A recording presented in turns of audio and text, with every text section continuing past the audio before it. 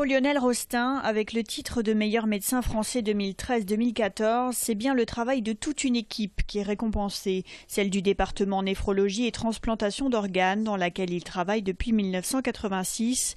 Du plus loin qu'il s'en souvienne, il a toujours nourri une fascination pour la transplantation. Effectivement, pour la première greffe cardiaque effectuée par Christian Barnard en 1967 à Cape Town, j'avais fait mon petit quotidien où, de façon religieuse, quotidiennement, j'écoutais les infos à la radio sur le premier transplanté cardiaque. Et quand ma mère a retrouvé, il y a peu d'années, mon petit quotidien, j'étais ravi de voir que déjà, j'étais alors fasciné par la greffe. Greffe dont il n'a cessé de vouloir faire évoluer les conditions. Et si les donneurs décédés n'étaient pas suffisants, 550 personnes attendent un rein en Midi-Pyrénées pour 180 greffés par an.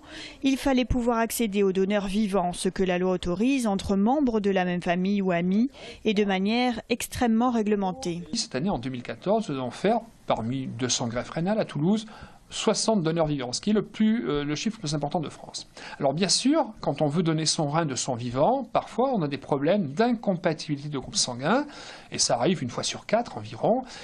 Et donc on s'est inspiré du modèle japonais, où finalement les Japonais ont mis en place des techniques qui permettent de s'affranchir de ces barrières de groupe sanguin. Alors bien sûr, ces techniques sont à mettre en place chez le receveur, avant la greffe. C'est des techniques qui sont certes onéreuses, mais très bien maîtrisées, que nous avons mises en place à Toulouse. Et ainsi, nous sommes devenus, en France, le premier centre de greffe rénale pour ces greffes incompatibles sur le plan ABO, qui sont associées à un très bon résultat. Donc cela a été mis en place il y a 3 ans. Le néphrologue tient à dédramatiser le don de rein. L'opération se fait par cœlioscopie et nécessite 4 à 5 jours d'hospitalisation, puis 2 à 4 semaines de convalescence avant de retrouver une vie normale. Ce couple de sexagénaires vient de Guyane pour se faire opérer. Il s'agit d'un don entre époux. Dès qu'on a su mon état, je me rappelle, on était à l'hôpital, elle a dit je te donne mon rein. Mais en sachant que ce n'est pas de la famille, c'est un parcours très difficile au niveau compatibilité parce que, bon, et en plus, comme on a eu des enfants, il y a en plus des anticorps, en fait, c'est compliqué. Il a fallu à peu près une année pour pouvoir faire toutes les démarches et arriver à la greffe.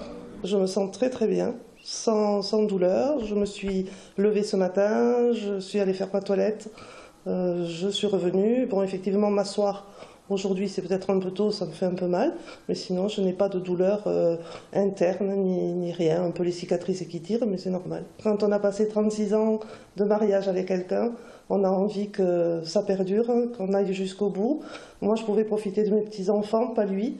Et donc, moi, j'avais envie que cette vie-là, on la partage à 2. Cet homme doit se faire greffer le lendemain, une situation inespérée pour se dialyser depuis des années. Ce qui est extraordinaire dans cette histoire, c'est d'abord que sa sœur soit d'accord pour lui donner un rein, ça c'est la première chose, mais surtout, ce qui me paraît exceptionnel, enfin un peu original, c'est que mon mari, c'est lui qui a découvert, en lisant une revue spécialisée, que ce type de greffe était possible.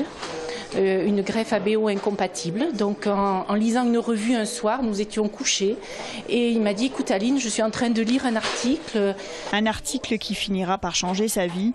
Pour Lionel Rostin, tout est possible au sein de ce service unique qui regroupe tous les organes transplantés, pas que les reins, et propose un suivi centralisé des patients transplantés avec des médecins et des chirurgiens de chaque spécialité.